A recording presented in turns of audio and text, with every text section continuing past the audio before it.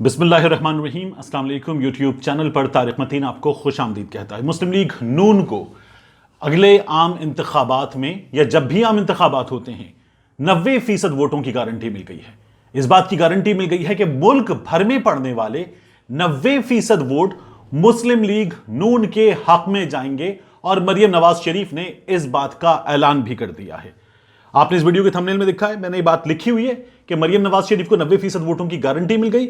मरियम नवाज शरीफ ने ट्विटर पे इस बात का ऐलान किया। मरियम नवाज शरीफ ने ट्विटर पे जियो न्यूज की एक खबर शेयर की है और उस खबर के मुताबिक अदाकार मानी कहते हैं कि अगले इंतखाबात जब भी हुए तो मुस्लिम लीग नून 90% वोट लेगी। और मरियम नवाज शरीफ ने अदाकार मानी से इत्तेफाक करते हुए कहा है, आई एग्री विद हिम, यानी मुस्लिम लीग नून 90% वोट ले लेगी। इस बात की गारंटी मरियम नवाज शरीफ और मुस्लिम लीग नून को अदाकार मानी ने दे दी है। अहम तरीन मुलाकात हुई हिज़्ब इख्तिलाफ के रहनुमाओं की, दो बड़ों की। आसिफ अली जरदारी साहब पहुंचे मॉडल टाउन, मियां शहबाज शरीफ साहब से मिले उनकी दावत पर, और मियां शहबाज शरीफ साहब ने आसिफ अली जरदारी साहब की फेवरेट डिश भिंडी पकवाई हुई थी इस मौके पर, और उनकी दीगर तवाज़ो भी की गई। ये भिंडी की स्टोरी इसलिए कि भिंडी बहुत मशहूर है। आसिफ अली जरदारी साहब मुल्क से बाहर भी ये कहानियां मशहूर हैं कि जब वो बेनज़ीर भुट्टो साहिबा के साथ दौरों पर गए हैं तो उन्होंने पाकिस्तान में वापस जहाज भिजवाया और जहाज भिजवा के अपने लिए पाकिस्तान से भिंडी मंगवाई थी। जरदारी साहब को भिंडी इस हद तक पसंद है। इसी बात से वाकिफ मियां शहबाज शरीफ साहब ने उनके लिए भिंडी का भी एहतमाम किया हुआ था। इस मुलाकात में जहां दीगर बहुत सी चीजें जेर बहस नहीं, वहीं इमरान खान के साथ साथ मौजूए बहस रहे मुसलसल general Qamar Javed Bajwa, army chief general Qamar Javed Bajwa opposition के बड़ों की इस मुलाकात में मौजूए बहस रहे। और हुआ ये कि मरियम नवाज शरीफ ने मुलाकात के बाद जब मीडिया के नुमाइंदों से गुफ्तगू की तो उनसे सवाल भी किया गया कि नवंबर में army chief general Qamar Javed Bajwa साहब जो हैं उनके ओहदे की मुद्दत खत्म हो रही है, क्या मरियम नवाज शरीफ समझती हैं कि हुकूमत नवंबर तक बरकरार रहेगी? मरियम नवाज शरीफ की इस गुफ्तगू को दुनिया न्यूज ने रिपोर्ट भी किया कि मरियम नवाज कहती हैं कि नवंबर तो बहुत दूर है, हुकूमत नवंबर से बहुत पहले चली जाएगी। यानी ये लोग ये समझते हैं कि जब तक army chief general Qamar Javed Bajwa साहब हैं तब तक इमरान खान की हुकूमत है और उसके बाद इमरान खान की हुकूमत नहीं है। ये लोग ये कह रहे हैं, ये वही लोग हैं जो कुछ दिन पहले तक कहते थे कि अब हुकूमत के सर पे हाथ नहीं है, एस्टैब्लिशमेंट न्यूट्रल हो गई है।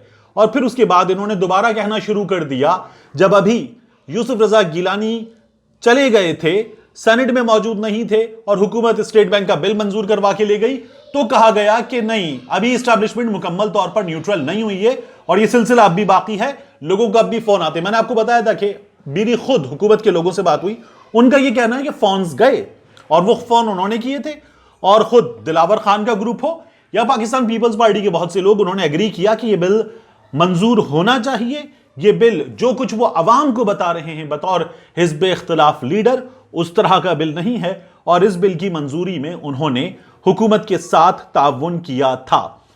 ये तमाम तर सूरत हाल डिस्कस हुई, इमरान खान डिस्कस हुए, और फिर इस मुलाकात से पहले कल एमक्यूएम के लोग आकर मिले फजलुर रहमान साहब से, आमिर खान, वसीम अख्तर फजलुर रहमान से मिले और दीगर राब्ते किए गए हैं। इन राब्तों का नतीजा क्या निकला ये भी डिस्कस किया गया। तो मैं आपको बता सकता हूं कि ये एक ठुस मीटिंग थी।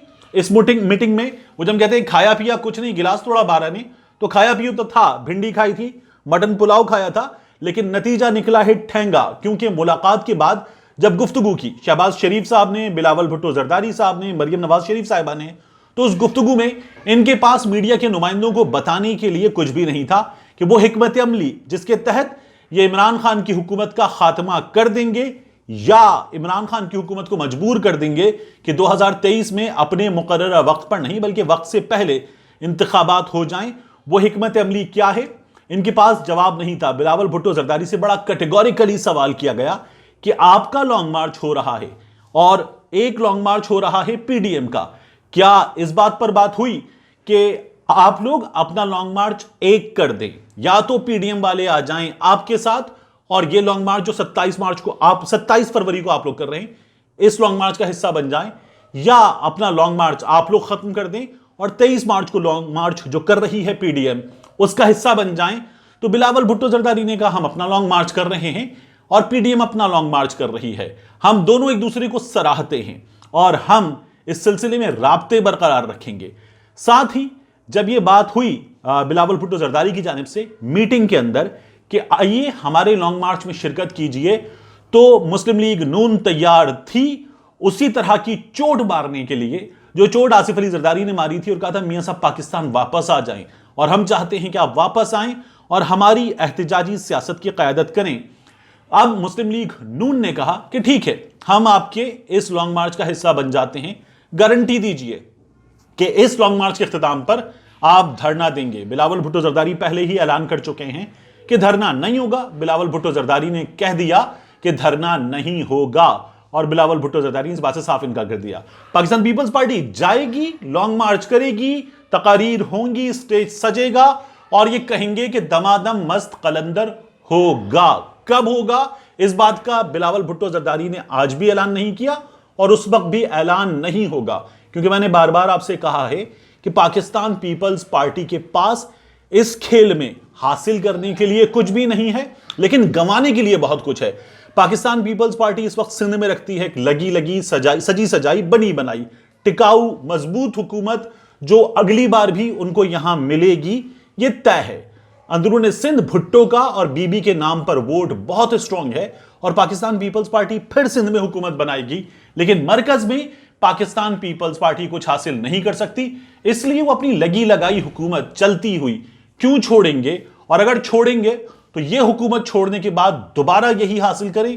اس بات پہ پاکستان پیپلز پارٹی تیار نہیں ہے کہ پوری انرجیز لگائیں اور جو کھویا ہے وہی حاصل کر لیں. تو پھر کھونے کا فائدہ کیا ہے؟ کھونے کا فائدہ تب ہو جب پہلے سے زیادہ حاصل کیا جائے. اس لیے پاکستان پیپلز پارٹی اس پر تیار نہیں ہے. اس کے بعد بات ہوئی کہ پی ڈی ایم کا حصہ بن جائیں اور واپس آ جائے پاکستان پیپلز پارٹی. تو یہاں وہ مقام تھا کہ جب بدمزگی ہوئی اور کہا گیا کہ آپ نے تو ہمیں نکالا تھا, آپ نے تو ہمیں شو کاز دیا تھا, شاہد خاقان عباسی نے ہمیں شو کاز دیا تھا اور آپ نے ہمیں اس اتحاد سے الگ کیا تھا, حالانکہ اتحاد بنایا ہی ہم نے تھا. یہ بدمزگی کا مرحلہ تھا. اس موقع پر یہ کہا گیا مسلم لیگ نون کی جانب سے کہ ہم آپ کی جو تجاویز ہیں اور جو آپ باتیں کر رہے ہیں یہ مسلم لیگ نون کی سینٹرل ایگزیکٹو کمیٹی میں لے کر جائیں گے, پھر اس کے بعد ہم یہ تمام باتیں پی ڈی ایم کے اجلاس میں رکھیں گے اور وہاں سے ہمیں جو اجازت ملے گی اس اجازت کے مطابق ہم آپ کو دوبارہ اس معاملے میں کیا طے پایا ہے بتا دیں گے. ابھی یہ بتایا جا رہا ہے کہ ان لوگوں نے طے کیا ہے کہ اسپیکر کے خلاف تحریک عدم اعتماد لائی جائے. وزیر اعظم کے خلاف تحریک عدم اعتماد کے مرحلے سے یہ لوگ بہت دور ہیں. اسپیکر کے خلاف تحریک عدم اعتماد کے لیے بھی جو نمبر ہے وہ نمبر اپوزیشن کے پاس پورا نہیں ہے.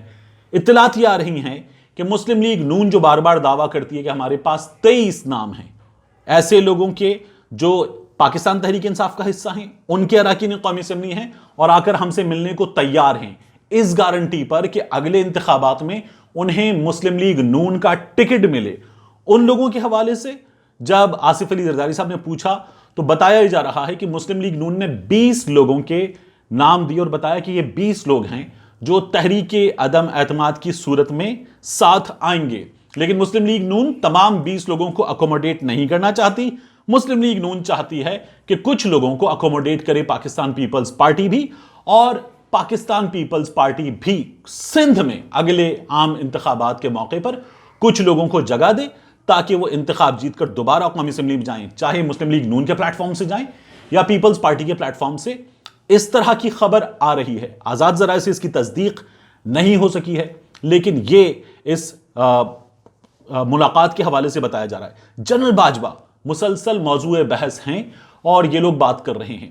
میں نے آپ سے پہلے بھی اپنی رائے دیتے ہوئے کہا تھا کہ میری رائے میں یہ جو 1 اور برس کی توسیع کی بات ہو رہی ہے یہ اس ناچیز کی رائے میں نہیں ہونی چاہیے. کوئی جنرل یا کوئی بھی ڈی جی کسی بھی ادارے کا سب سے اہم نہیں ہونا چاہیے. سب سے اہم ہونا چاہیے ادارہ چلنا چاہیے, شخصیت کی بنیاد پر نہیں, ادارہ اپنی پالیسی کی بنیاد پر چلنا چاہیے. سسٹم ہونا چاہیے, سسٹم لوگوں کا محتاج نہ ہو, لوگ آئیں اور جائیں, سسٹم چلتا رہے. It has to be Pakistan Army that has to defend our motherland, be it general Bajwa اور some other general. But ہمارے ڈیفینڈرز ہیں, انہیں اپنے اس سسٹم کے تحت کام کرنا ہے. تو یہ سسٹم چلنا چاہیے, ادارے مضبوط اور ادارے چلنے چاہیے, اس سے بہتر کچھ بھی ہو نہیں سکتا. ملتے ہیں انشاءاللہ آپ سے اگلے ویلاگ میں.